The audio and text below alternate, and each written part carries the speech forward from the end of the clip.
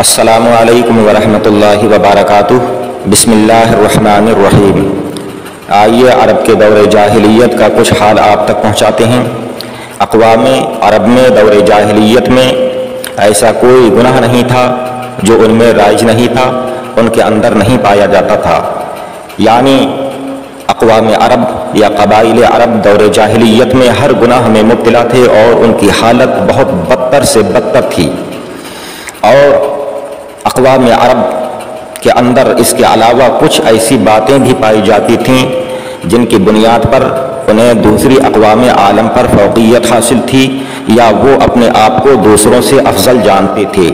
کچھ ایسی باتیں، کچھ ایسے کام، کچھ ان کی ایسی صلاحیتیں دماغی یا کچھ کاموں میں مہارت رکھتے تھے جس کی بنیاد پر وہ اپنے آپ کو اقوام عالم سے، عرب کے علاوہ عجم کی دوسری قوموں سے، اہل عرب اپنے آپ کو افضل، اعلیٰ، بلند مرتبہ، بڑا اور باکمال جانتے تھے۔ انہی باتوں میں جن میں وہ اپنے آپ کو دوسروں سے افضل جانتے تھے، ایک کام، ایک ان کے اندر فن کہیے یا کمال، شاعری، شعر گوئی بھی تھی۔ عرب جاہلیت میں ایسا کوئی شخص نہ تھا جس کو شاعری کا سلیقہ نہ ہو۔ مرد، عورت، بچے، بوڑھے، جوان، سب کے سب تھوڑے بہت شاعر ضرور ہوتے تھے۔ گویا کہ وہ ماں کے پیٹ سے شاعری اور فصاحت لے کر پیدا ہوتے تھے۔ ان کی شاعری عموماً فی البدیہہ ہوتی تھی، یعنی سوچنے، سمجھنے، غور کرنے، مضمون تلاش کرنے کی ان کو ضرورت نہ تھی، بلکہ ان کے اگر وہ کچھ بات کہنا چاہتے تھے تو ان کی زبان پر اشعار کی شکل میں باتیں جاری ہو جایا کرتی تھیں، اشعار بن کر باتیں ان کی زبان سے نکلا کرتی تھیں۔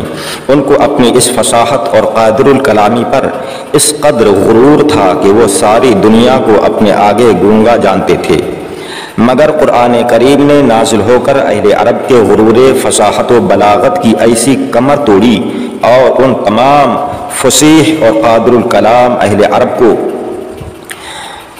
عرب کو قرآن کریم کے مقابلہ پر ایسا نیچا دیکھنا پڑا کہ رفتہ رفتہ اہل عرب کا غرور فصاحت جاتا رہا اور سب کو کلام الہی کے آگے سر تسلیم خم کرنا پڑا۔ عرب کے مشاعروں اور شاعری کا یہ حال تھا کہ سالانہ میلوں، تقریبوں اور حج کے موقعوں پر جس شخص کا قصیدہ مجلس مشاعرہ میں سب سے زیادہ بہتر قرار دیا جاتا تھا، وہ شخص فوراً سب سے زیادہ عزت و عظمت کا وارث بن جاتا تھا۔